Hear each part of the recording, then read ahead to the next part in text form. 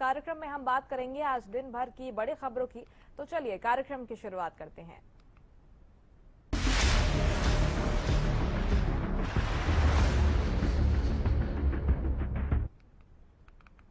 हरियाणा में अंत्योदय के संकल्प को साकार करते हुए बड़ी सौगात दी गई है। नायब सिंह सैनी ने आज 18 अलग अलग योजनाओं के तहत 1665 करोड़ 25 लाख रुपए की राशि सीधे लाखों लाभार्थियों के बैंक खातों में ट्रांसफर की।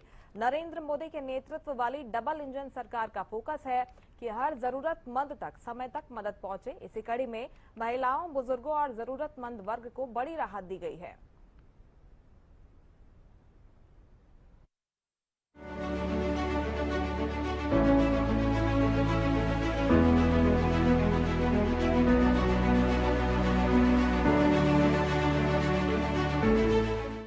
हरियाणा सरकार ने एक बार फिर डायरेक्ट बेनिफिट ट्रांसफर के जरिए पारदर्शिता और सुशासन की मिसाल पेश की है।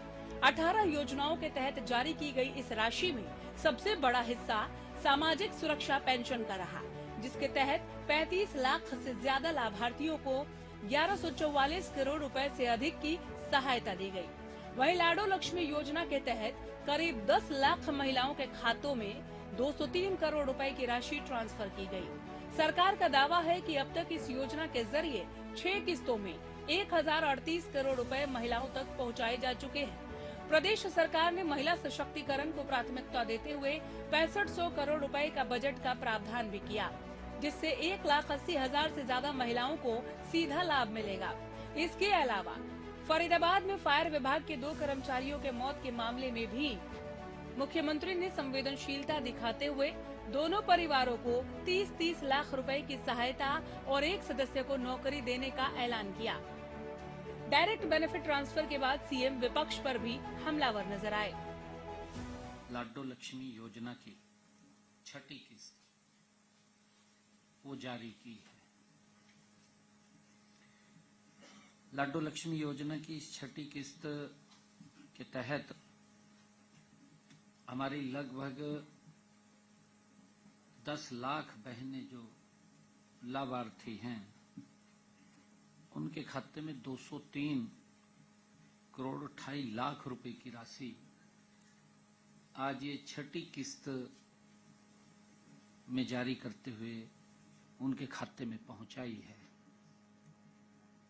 कुल मिलाकर के 6 किस्तों में 1038 करोड़ 5 लाख रुपए की राशि बहनों तक पहुंची है।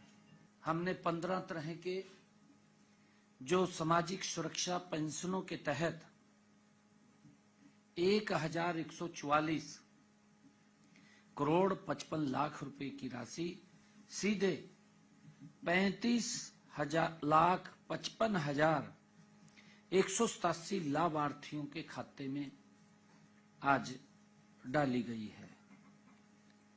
इसमें वृद्धावस्था सम्मान भत्ता, दिव्यांगजन भत्ता और सामाजिक सुरक्षा पेंशन वो शामिल हैं।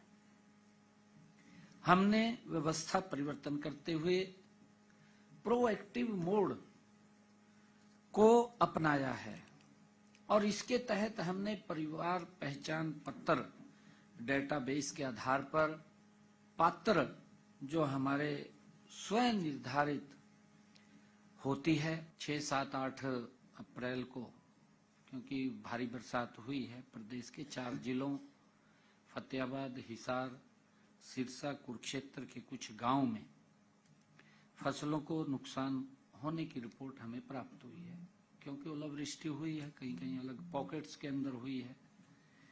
मैंने स्वयं वहां के जिला उपायुक्तों से भी फोन पर पूरी रिपोर्ट लिया है, स्वयं बात की है। हमने किसी किसानों की फसल को हुए नुकसान एवं भरपाई के लिए कल ही हिसार, सिरसा, फतेहाबाद के लिए पोर्टल खोल दिया है। बाकी नुकसान वाले जिलों में खोल दिया जाएगा, कार्रवाई हो जाएगी तुरंत। आज सुबह 10 बजे इस पोर्टल पर तीनों जिलों के 21 गांव, जहां जहां नुकसान हुआ है वहां खोला है। 21 गांव के 1350 किसानों ने 10,088 एकड़ क्षेत्र का पंजीकरण भी करवा लिया है। मंडियों में 1,558 मीट्रिक टन सरसों का उठान कराया जा चुका है। किसानों को 6,200 रुपए प्रति क्विंटल जो एमएसपी है, एमएसपी के हिसाब से अब तक 4,94,00,000 रुपए का भुगतान डीबीटी के माध्यम से उनके बैंक खातों में किया जा चुका है। इसी प्रकार साथियों, गेहूं की खरीद को लेकर के जो हमने 1 अप्रैल से गेहूं की खरीद शुरू की थी, 1 अप्रैल से खरीद शुरू हुई थी। अब तक मंडियों में 17,37,000 मीट्रिक टन गेहूं की आवक हुई है। मैं ये भी बताना चाहता हूं, क्योंकि कांग्रेस और कई अन्य दल लगातार ऐसे घूम रहे हैं कि जैसे कोई मुद्दा होता है कि कैसे मुद्दे को पकड़ा जाए, परंतु मुद्दा हाथ नहीं लगता, मारे मारे घूमते हैं। अपने याद नहीं रहती उनकी बातें, ये हमारे कार्यकाल में क्या होता था, कैसे व्यवस्थाएं थी। व्यवस्थाएं तो तब पता लगे ना, तब जमीन पे जाएं। फरीदाबाद के अंदर एक दुखद घटनाक्रम हुआ था। फायर कर्मियों ने वहां पर अपनी जो साहस दिखाते हुए उसके अंदर आग के ऊपर काबू पाते हुए वो स्वयं भी उस दुर्घटना में शिकार हो गए हैं। ऐसे हमारे HKRN के तहत कार्यरत 2 फायर कर्मियों की ड्यूटी के दौरान उनकी दुखद मृत्यु इस हादसे में हो गई थी, और मृत्यु के बाद सरकार ने तुरंत राहत के रूप में प्रति परिवार 30 लाख रुपए की राशि वो जारी करने का निर्णय लिया है। दोनों परिवारों को 30 लाख रुपए, हरियाणा परिवार सुरक्षा न्यास के माध्यम से 10 लाख रुपए प्रति परिवार तथा मुख्यमंत्री राहत कोष से 20 लाख रुपए प्रति परिवार राशि जारी की जाएगी। और इसके अतिरिक्त उनके परिवार के एक आश्रित को HKRN के माध्यम से नौकरी भी दी जाएगी, क्योंकि वो HKRN में लगे हुए थे। इसके अलावा सरकार अतिरिक्त इंश्योरेंस के रूप में भी, क्योंकि उनका बैंक से महाराष्ट्र बैंक ऑफ महाराष्ट्र उसके अंदर उनसे बातचीत चल रही है, उसके वित्तीय सहायता पीड़ित परिवारों को दिलाने का प्रयास भी विभाग कर रहा है। तो कुल मिलाकर हरियाणा सरकार अंत्योदय के मंत्र के साथ समाज के हर वर्ग तक योजनाओं का लाभ पहुंचाने की कोशिश कर रही है। डबल इंजन सरकार के जरिए विकास और जन कल्याण को नई गति देने का दावा किया जा रहा है। Bureau report, Haryana news.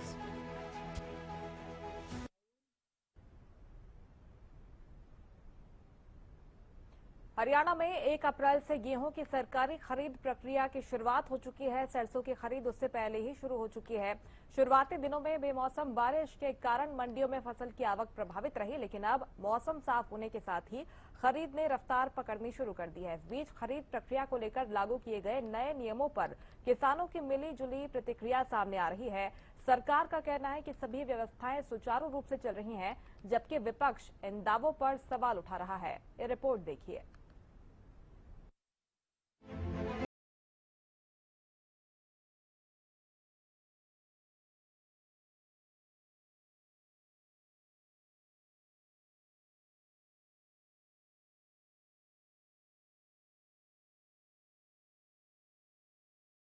अब मौसम साफ होने से किसानों ने राहत की सांस जरूर ली है, जिससे आवक की रफ्तार भी तेज हो।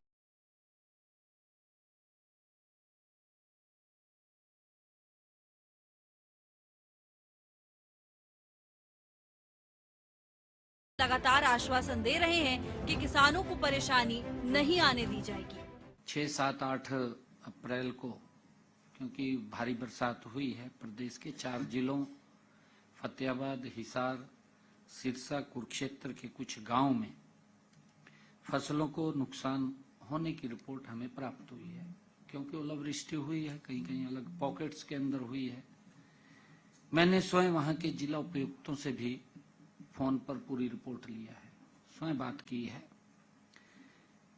हमने किसी किसानों की फसल को हुए नुकसान एवं भरपाई के लिए कल ही हिसार, सिरसा, फतेहाबाद के लिए पोर्टल खोल दिया है। बाकी नुकसान वाले जिलों में खोल दिया जाएगा, कार्रवाई हो जाएगी तुरंत। आज सुबह 10 बजे इस पोर्टल पर तीनों जिलों के 21 गांव, जहां जहां नुकसान हुआ है वहां खोला है। 21 गांव के 1350 किसानों ने 10,088 एकड़ क्षेत्र का पंजीकरण भी करवा लिया है। मंडियों में 1,558 मीट्रिक टन सरसों का उठान कराया जा चुका है। किसानों को 6,200 रुपए प्रति क्विंटल जो एमएसपी है, एमएसपी के हिसाब से अब तक 4,94,00,000 रुपए का भुगतान डीबीटी के माध्यम से उनके बैंक खातों में किया जा चुका है। इसी प्रकार साथियों, गेहूं की खरीद को लेकर के जो हमने 1 अप्रैल से गेहूं की खरीद शुरू की थी, 1 अप्रैल से खरीद शुरू हुई थी। अब तक मंडियों में 17,37,000 मीट्रिक टन गेहूं की आवक हुई है। मैं ये भी बताना चाहता हूं, क्योंकि कांग्रेस और कई अन्य दल लगातार ऐसे घूम रहे हैं कि जैसे कोई मुद्दा होता है कि कैसे मुद्दे को पकड़ा जाए, परंतु मुद्दा हाथ नहीं लगता, मारे मारे घूमते हैं। अपने याद नहीं रहती उनकी बातें भी, हमारे कार्यकाल में क्या होता था, कैसे व्यवस्थाएं थी। व्यवस्थाएं तो तब पता लगे ना, तब जमीन पे जाएं। तो वहीं दूसरी तरफ राजनीति गर्माती जा रही है। विपक्ष लगातार सरकार के दावों पर सवाल उठा रहा है। वार पलटवार का दौर भी तेज हो चुका है। नेता प्रतिपक्ष भूपेंद्र हुड्डा अनाज मंडियों में पहुंच रहे हैं और सरकार के इंतजामों पर सवाल उठा रहे हैं। तो वहीं इसके जवाब में कैबिनेट मंत्री अनिल विज ने भी विपक्ष को आड़े हाथों लिया है। आम मंडियों से शिकायत आ रही है किसानों की, तो उनको बड़ी परेशानी हो रही है। एक तो बारिश ने काफी नुकसान किया उनका, बेमौसमी बारिश हुई, उसके लिए कोई कंपनसेशन नहीं किया। फिर इन्होंने सिस्टम ऐसा बना दिया, पोर्टल सिस्टम, मेरी फसल मेरा ब्यौरा, फिर गेट पास, फिर बायोमेट्रिक, फिर गारंटर। ये मतलब तमाशा बना रखा है किसान के। भाई पहले हमारे टाइम में यही किसान थे ना, इतनी पैदावार होती थी, किसान सीधा खेत में मंडी में आता था खेत से और एमएसपी लेके चला जाता था। कभी शिकायत सुनी तुमने एमएसपी की? अब हर उस पे घोटाला कर रहे हैं। हुड्डा साहब खुद मुख्यमंत्री रहे हैं, उन्होंने अपने समय में तो किया कुछ नहीं, अब हम कर रहे हैं तो उसमें नुक्स निकाल रहे हैं। अब बरसात आ रही है, बरसात तो कोई हमारी सरकार पैदा नहीं कर रही है, बरसात तो ऊपर से आ रही है और उसके लिए गेहूं का सारा इंतजाम भी किया जा रहा है। गेहूं खरीद को लेकर जहां एक ओर सरकार व्यवस्थाओं के दुरुस्त होने के दावे कर रही है, तो वहीं विपक्ष लगातार इन दावों की हकीकत पर सवाल उठा रहा है। अनाज मंडियों में हालात को लेकर सियासी बयानबाजी तेज हो चुकी है और मुद्दा अब पूरी तरह से राजनीतिक रंग। हरियाणा कांग्रेस की राज्य स्तरीय एक्शन एंड मॉनिटरिंग कमेटी की बैठक आयोजित की गई, जिसमें एसआईआर प्रक्रिया को लेकर विस्तार से मंथन किया गया। ये बैठक केवल औपचारिक समीक्षा तक सीमित नहीं रही, बल्कि इसे आगामी चुनावी रणनीति से जोड़कर देखा जा रहा है। इसी को लेकर ये रिपोर्ट देखिए।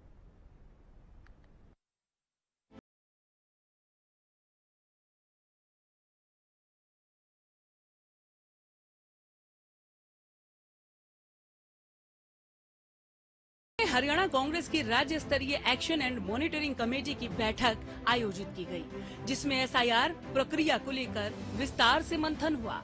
बैठक केवल औपचारिक समीक्षा तक सीमित नहीं रही, बल्कि इसे आगामी चुनावी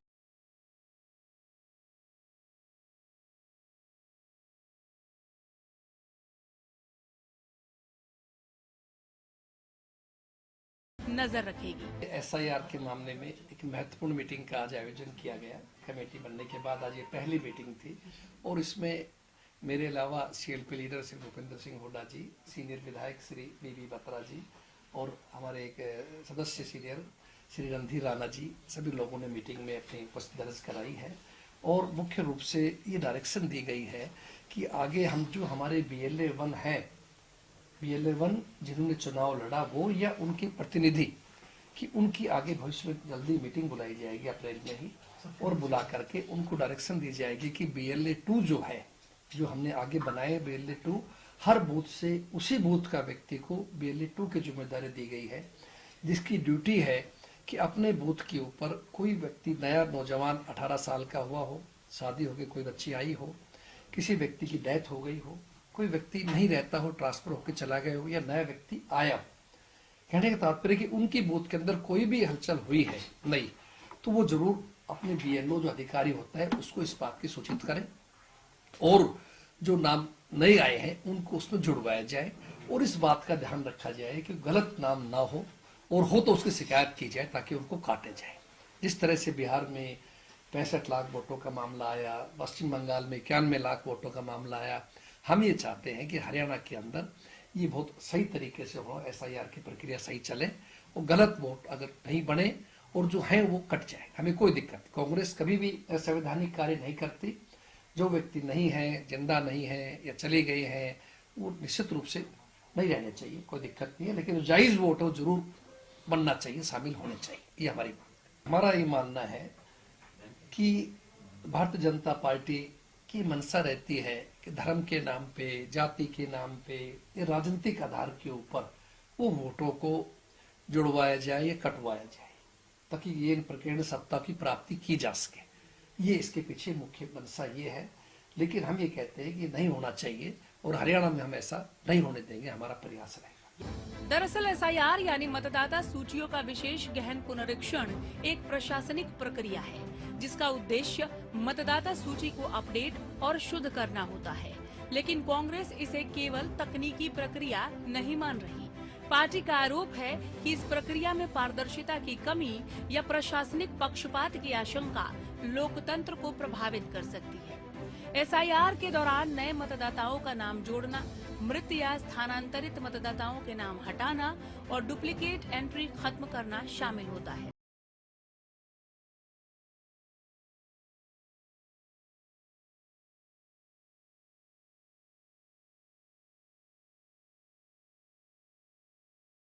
गड़बड़ियों को बड़ा राजनीतिक मुद्दा बनाना। पार्टी पहले भी आरोप लगा चुकी है कि 2024 चुनावों में करीब 25 लाख वोटों में गड़बड़ी हुई। राहुल गांधी इस मुद्दे को उठा चुके हैं। अब कांग्रेस ने साफ संकेत दिए हैं कि अगर SIR में अनियमितताएं सामने आती हैं, तो इसे जोरदार तरीके से उठाया जाएगा। आगामी चुनावों को देखते हुए मतदाता सूची का सटीक और पारदर्शी होना बेहद अहम है।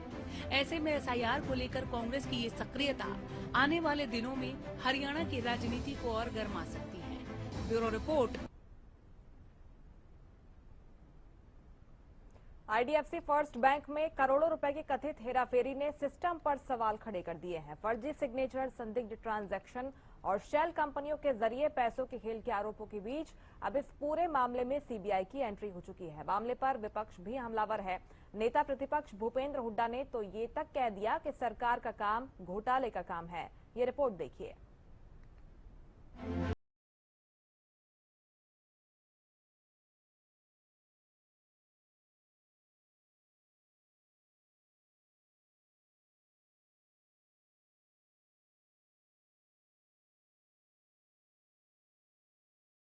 कंपनियों के खातों में पैसा ट्रांसफर करने के गंभीर आरोप सामने आए हैं। राज्य सरकार और केंद्र सरकार की मंजूरी के बाद इस मामले की FIR को दोबारा दर्ज कर मामले की जांच CBI को सौंपी गई है।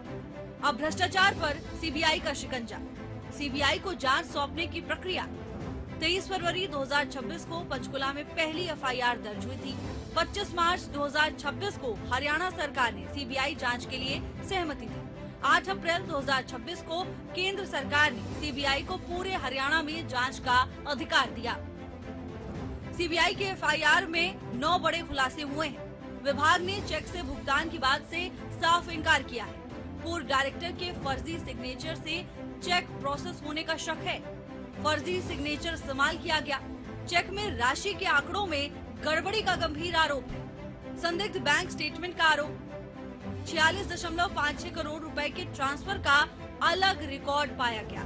Haryana state pollution control board, नगर निगम पंचकुला जैसे संस्थानों के नाम पर संदिग्ध भुगतान। एयू स्मॉल फाइनेंस पर जांच में सहयोग न करने का आरोप है। अन्य विभागों के खातों में भी ऐसी गड़बड़ी की आशंका है। मामले को लेकर जांच जारी है, लेकिन घोटाला उजागर होने के बाद सियासी तापमान भी बढ़ गया है। नेता प्रतिपक्ष भूपेंद्र हुड्डा ने सरकार पर जमकर निशाना साधा। हुड्डा ने कहा कि सरकार का काम घोटाले का काम है। हालांकि दूसरी तरफ कैबिनेट मंत्री अनिल विज का कहना है कि किसी को भी बख्शेंगे नहीं। मेरी मांग पे ही सीबीआई की इंक्वायरी आई है। एक बैंक की सबसे पहले मैंने इंक्वायरी की थी। ये नहीं कर रहे थे क्योंकि इनके अफसर शामिल हैं उसमें।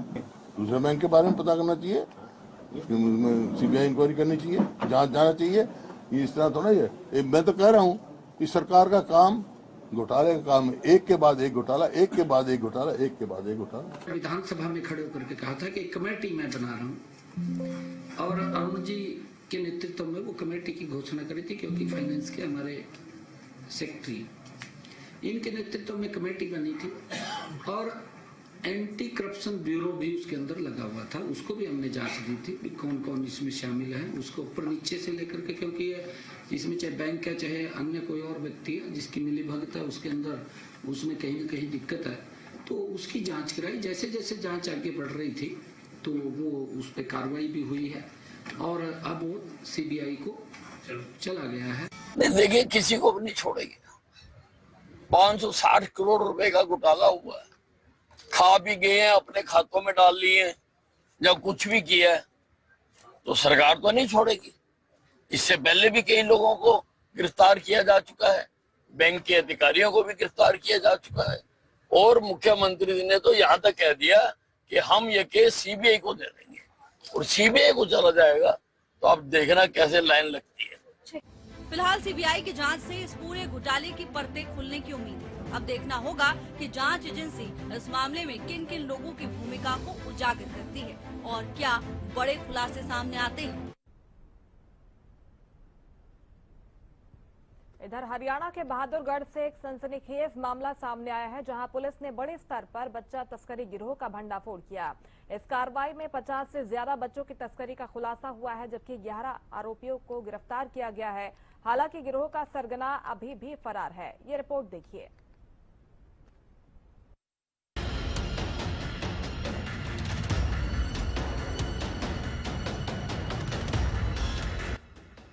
बहादुरगढ़ में पुलिस ने एक बड़े ऑपरेशन को अंजाम देते हुए नवजात बच्चों की तस्करी करने वाले गिरोह का पर्दाफाश किया है। ये कार्रवाई प्रदीप नैन के नेतृत्व में की गई, जिसमें 11 आरोपियों को गिरफ्तार किया गया। जांच में सामने आया है कि ये गिरोह अब तक 50 से ज्यादा बच्चों की तस्करी कर चुका है। तस्कर नवजात बच्चों को करीब 2 लाख रुपए में खरीदते थे, फिर उन्हें 9 से 10 लाख रुपए में बेच देते थे। इतना ही नहीं, आरोपी सोशल मीडिया के जरिए ऐसे दंपतियों को तलाशते थे जो बच्चे गोद लेना चाहते हैं और फिर अवैध तरीके से सौदा कर उन्हें बेच देते थे। इस पूरे नेटवर्क का मास्टरमाइंड पंजाब के रहने वाला लाडी बताया जा रहा है, जो फिलहाल फरार है। पुलिस उसकी गिरफ्तारी के लिए लगातार दबिश दे रही है। कार्रवाई के दौरान पुलिस ने 2 नवजात बच्चों को भी बरामद किया, जिन्हें चाइल्ड वेलफेयर कमेटी को सौंप दिया गया। इसमें हमने अब तक 11 जो अक्यूज थे उनको गिरफ्तार कर लिया और इसमें काफ़ी मुलजिम और बकाया है, जिन पे हमारी सीआईए 1 और 2 एवीटी स्टाफ, थाने की जो एसएचओ की टीम है वो उस पर लगातार काम कर रही है। तो जितने भी बच्चे इन्होंने तस्करी में बेचे हैं या जिसने खरीदा है, उनको हम जल्दी से जल्दी इसमें शामिल जांच करेंगे और जो तथ्य सामने आएंगे वो हम कार्रवाई करेंगे। हाँ, इसमें 2-3 बच्चे हैं जो हमने रिकवर कर लिए और काफ़ी जो बच्चे हैं जो हमने आइडेंटिफाई किए हैं, तो हमारी जो टीम है वो अलग अलग काम कर रही है। कहाँ से ऑपरेट हो जाता है सारा? ये सारा जो मेन मुलजिम है, एक लाडी है, पंजाब का है, तो उसके हमारी टीम जाई हुई है सीएनजी की टीम है, एवीटी की टीम है, नाडी नाम का एक मुलजिम है जो मेन इसमें काल्प्रिट था। फिलहाल पुलिस इस पूरे नेटवर्क की कड़ियों को जोड़ने में जुटी है और फरार सरगना की तलाश जारी है। लेकिन इस घटना ने एक बार फिर सवाल खड़े कर दिए हैं कि क्या सोशल मीडिया के जरिए फल फूल रहे ऐसे अवैध नेटवर्क पर लगाम लग पाएगी। Bureau report, Haryana news. और इसी के साथ हमारे खास कार्यक्रम खबर गरम है में फिलहाल इतना ही। आप देखते रहिए हरियाणा न्यूज। नमस्कार।